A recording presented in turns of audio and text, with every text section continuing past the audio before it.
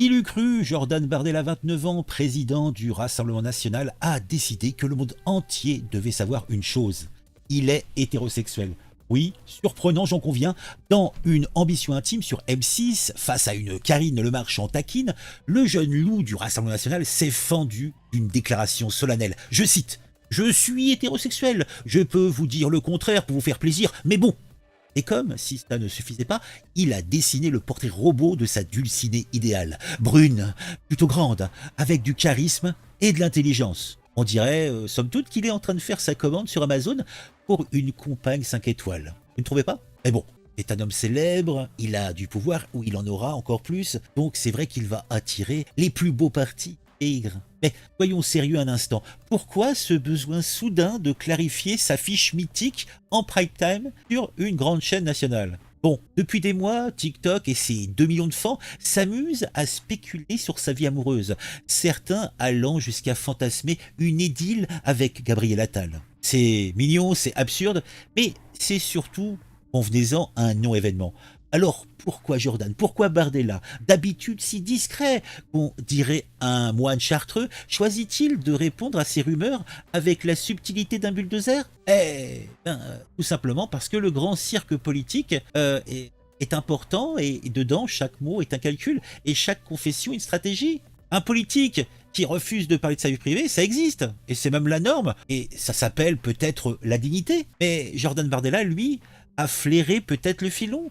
À l'ère des réseaux sociaux, où chaque détail intime devient un mème, montrer son humanité, entre guillemets, est une obligation. Les gens ont besoin de savoir à qui ils donnent les clés du camion, lâche-t-il. Comme si ce bon Jordan vendait une bagnole d'occasion. Et quoi de mieux pour humaniser un cadre du RN qu'un petit déballage sur ses goûts féminins? Ça en serait presque touchant, si ce n'était pas aussi désespérément calculé. On peut comparer ça à d'autres registres. Quand un politique de gauche, disons un écolo barbu, oui ça existe, parle de son compost ou de son vélo, on va crier au bobo déconnecté, mais quand Jordan Bardella joue la carte du célibataire sensible aux brunes, on applaudit l'authenticité. Le deux poids deux mesures qui m'est tellement cher.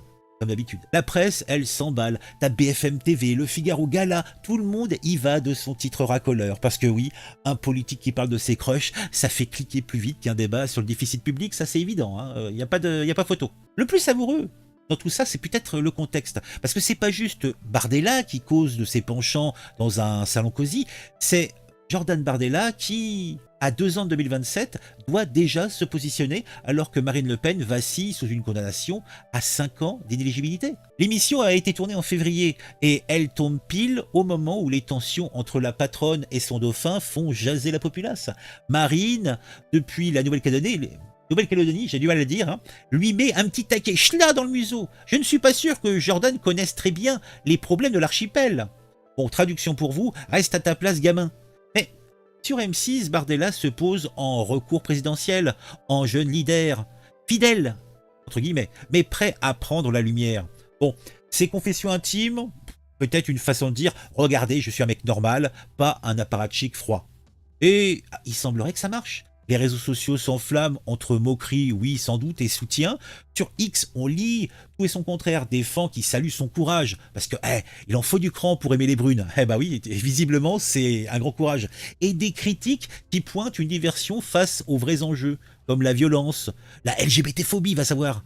Est-ce qu'on l'accuse aussi d'être LGBT-phobe du coup, puisqu'il dit bah non je suis pas gay, à savoir. Pendant ce temps, l'audience, de son côté, l'émission s'effondre. Oui, ça n'a pas fait un gros succès. Hein. Pourtant, c'est Bardella, moins de 1 500 000 téléspectateurs, un bide, mais qu'importe, le buzz est là et des extraits choisis sont repris sur tous les réseaux, donc la couverture médiatique, elle, est très conséquente. Bardella, c'est bien, puisque c'est un enfant de cette génération, que le moindre tweet vaut 10 plateaux télé. Alors, qu'est-ce qu'il faut retenir de soap opera? Que Bardella, en jouant la carte de la transparence, s'est peut-être tiré une balle dans le pied. Oui, peut-être. À force de vouloir plaire à tout le monde, les mamies du RN, les jeunes de TikTok, les électeurs droite tradis, il va risquer de passer pour un opportuniste. Pour moi, déjà, c'est clair, il en est un, mais bon. Pour sa vie privée qu'il dit vouloir protéger, eh bien, il l'expose et ça devient une foire où chaque détail est disséqué. Et pendant qu'on débat de ses goûts en matière de femmes, on oublie peut-être de parler de son programme, de ses ambiguïtés sur l'économie ou de son silence sur des sujets qui, somme toute, fâchent. Ah, c'est presque comme si on avait un cours de politique. hein, qui se transforme année après année, eh bien, de plus en plus en télé-réalité, où où le moindre petit propos tel que je suis hétéro devient un événement national. Et vous et moi, on regarde, on commente, on clique, comme des pigeons attirés par les miettes d'un scandale, cette fois-ci, fabriqué de toutes pièces. Comme disait un certain Pascal Jardin, à force de vouloir être aimé, on finit par être haï. Donc est-ce qu'il faudrait pas que Jordan Bardella réfléchisse un petit peu, et il faut peut-être qu'il prenne garde, hein. Les brunes c'est bien, mais les électeurs sont capricieux, on ne sait pas trop comment tu seras mangé aux prochaines élections. En tout cas, bonne route à l'artiste, hein. Il aime les brumes, j'espère qu'il tombera sur la brune de ses rêves, hein.